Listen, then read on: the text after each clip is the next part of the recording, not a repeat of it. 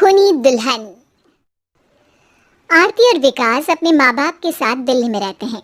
Journalist होने की वजह से विकास को बहुत बार काम के लिए देर रात तक ऑफिस में रहना पड़ता है, जिस पर ज्यादातर आरती जागकर उसका इंतजार करती रहती है।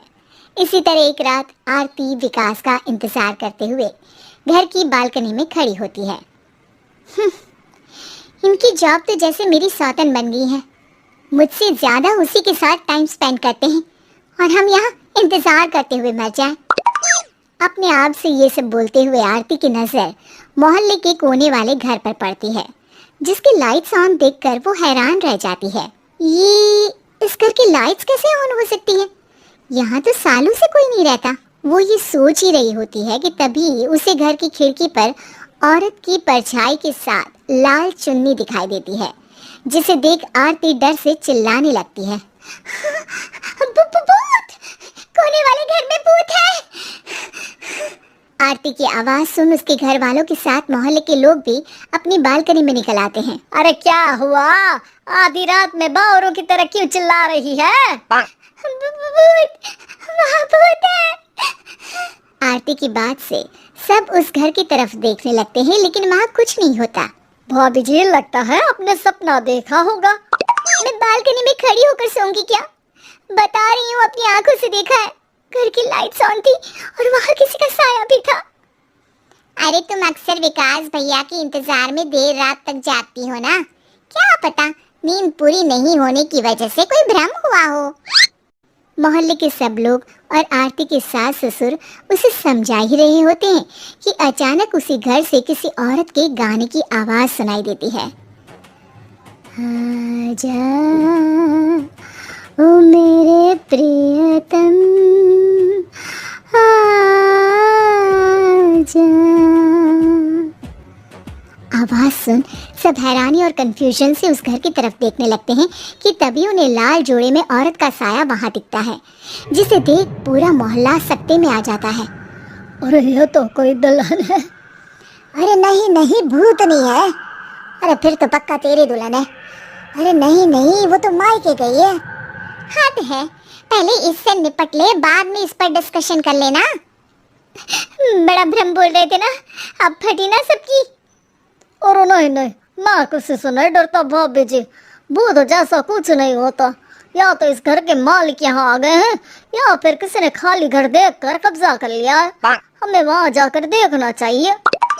बात में लॉजिक मानकर सब बाहर इकट्ठा हो जाते हैं कि तभी विकास भी वहाँ पहुँच जाता है। क्या बात है? इतनी रात को पूरा मोहल्ला यहाँ कैसे? भूतिया दुल्हन की वजह से। क्या तुम्हारे अलावा भी कोई दुल्हन भूतिया हो सकती है? इस भूतनी का किस्सा निपटने दो, फिर तुम्हें अपनी भूतनी दिखाती हूँ। अब सारे लोग मिलकर विकास को पूरी बात बताते हैं, जिसे सुन वो भी उनके साथ जाने के लिए तैयार हो जाता है। जिसके बाद वो सब डरते हुए उस घर के सामने जाकर खड़े हो जाते हैं। तुम सब यहीं रुको, मैं अंदर जाता हूँ।